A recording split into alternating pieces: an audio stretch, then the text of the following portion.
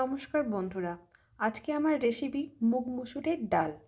মুগ মুসুরের ডাল করবার জন্য আমার প্রথমেই লাগবে 5 ফোড়ন 1 চামচ, একটু দারচিনি, শুকনো লঙ্কা, তেজপাতা, আদা বাটা, হলুদ গুঁড়ো আর 1 চুটকি হিং।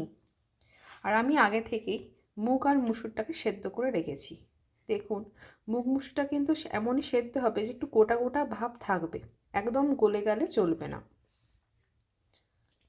আমি গ্যাসটাকে অন করে কড়াইটা বসাই।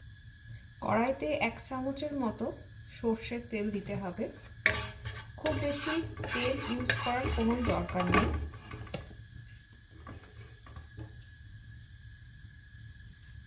তেল ভালোভাবে গরম হয়ে গেলে তখন আমার যে ফোড়নের জিনিসপত্রগুলো সব দিয়ে দেবো।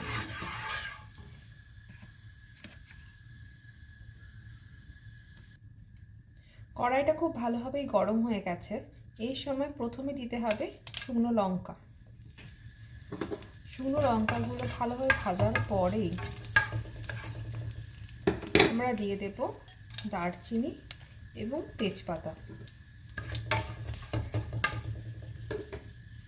তারপরে 5 ফোড়ন।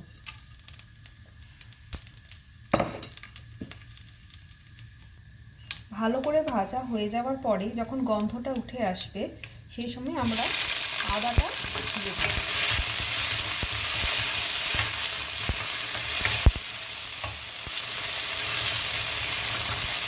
তারপরে হলুদ বেশিক্ষণ ভাজা যাবে না, তাহলে পুড়ে যাবে।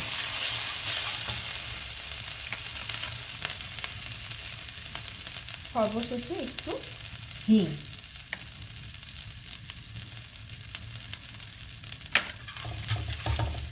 আমি ডালটা আগে থেকেই নুন দিয়ে সেদ্ধ করে রেখেছি, সেই জন্য এখন আর নুন দেব না।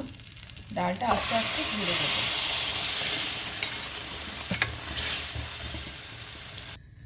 ডালটা মুগ আর মুসুরের ডাল। মুগের ডাল রান্না হওয়ার পর একটু ঘন হয়ে যায়, তাই পাতলা রাখার জন্য একটু উষ্ণ গরম জল আমি ডালে ঢেলে দিলাম।